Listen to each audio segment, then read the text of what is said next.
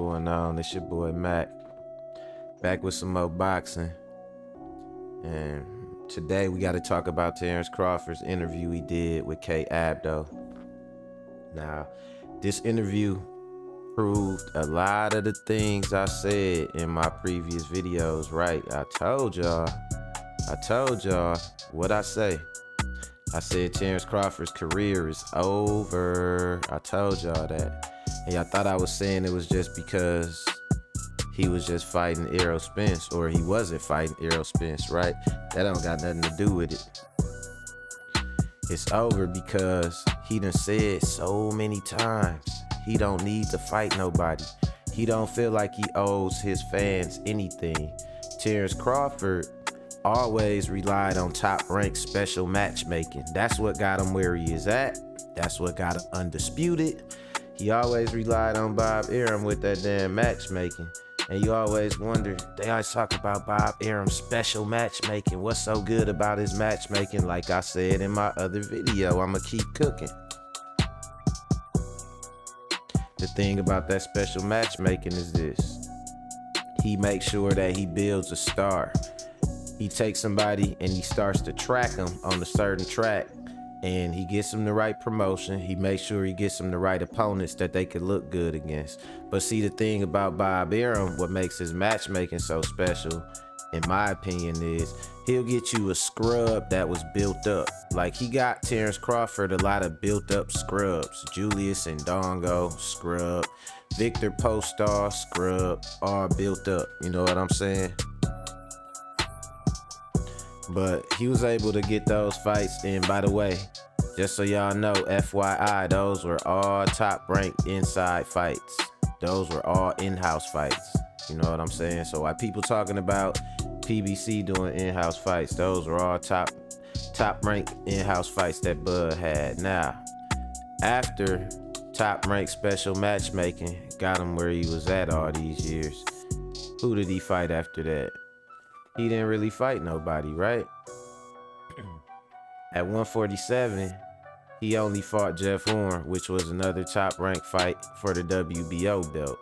After that, he didn't really fight nobody. He said by his own admission, everybody that he shot down on Errol's resume either beat him before, like Ugas, beat him twice in the amateurs, or Errol already beat him first, and when Errol beat him when they were defending champions. When Terrence Crawford beat him, he just beat him when they were either coming off a layoff. He beat Podcast Porter, you know what I'm saying? He didn't beat the real Porter. He beat Porter that was falling asleep in interviews. Then he beat Kell Brook. He criticized Errol Spence beating Kell Brook, but he beat Kell Brook after Kell Brook had 2 broken orbital sockets. One of them came courtesy of Errol Spence. So it's just a big contradiction, more contradictions. And it seemed like the whole theme of the interview, like I said before, was that he's done enough.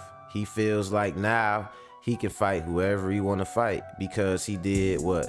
He got 4 touchdowns at 140, like Bud Bundy, right? That's why I call him Bud Bundy. So he got his 4 touchdowns at 140. You know, he fought Julius Ndongo, got 2 belts at the same time.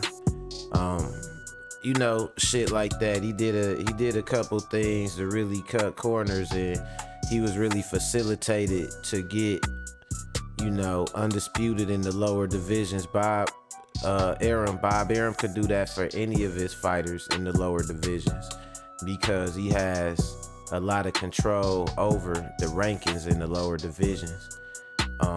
So it's easier to do it. But once you get up in the upper divisions, you getting in there with the sharks.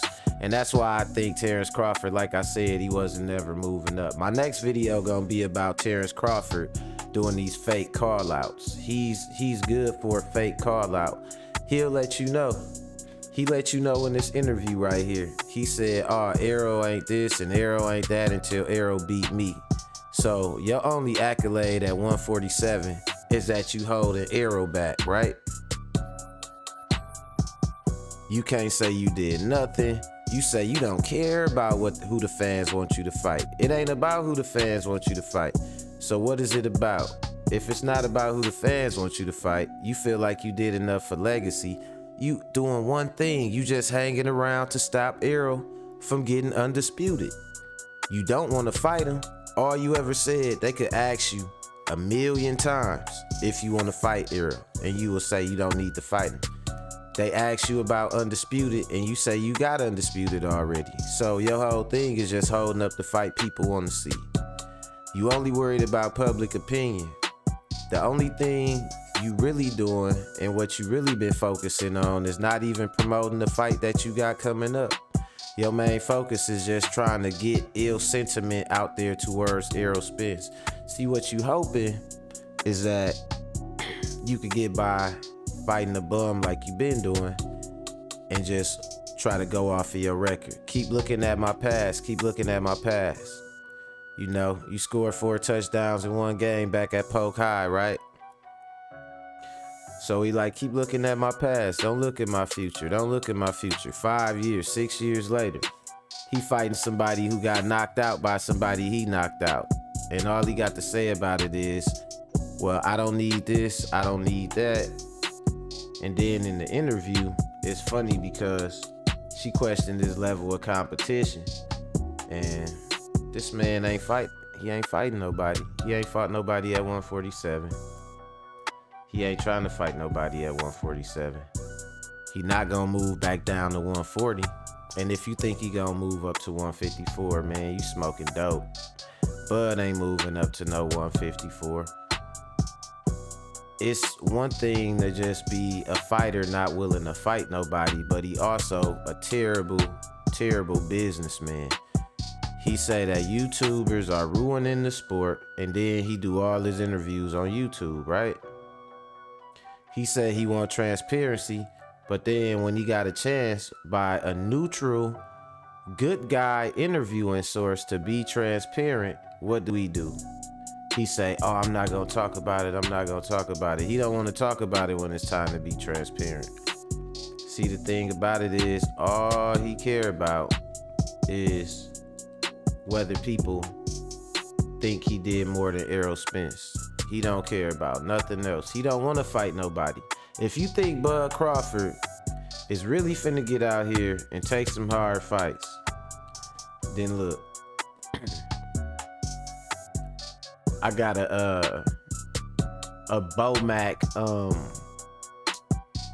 I got a Bomac Weight Watchers plan to sell your ass if you think he really finna get out here and do that shit. He don't want to fight Errol Spence. If he get, and she asked him, I'm gonna do a video, like I said, my next video. I'm gonna do a video, I'm gonna show how many times she tried to ask him without flat out asking him. Like, don't you want to fight for yourself? Like, where's your head at? Where's your heart at as far as fighting Errol? Do you want to fight Errol Spence? She just wanted him to say it. Like, do you want to fight Errol Spence? He never said it. All he worried about is saying that he don't need to fight Errol Spence and convincing people. If he can convince you he don't need to fight Errol Spence, he good. So, like I said, man, he finna fight Balki from Perfect Strangers.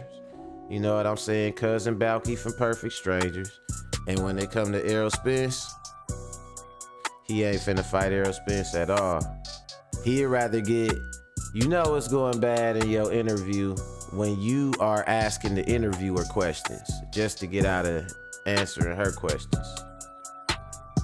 So, I don't know what's going on with the boy, man. Other than that, he just don't want that smoke. Errol Spence said it's free smoke. You know, I'm gonna touch on a couple more videos. I know this one right here, a little rough and shit, but I want to get something out before the end of the night.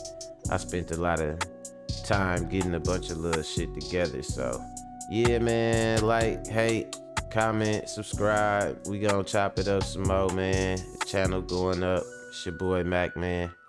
I'm out.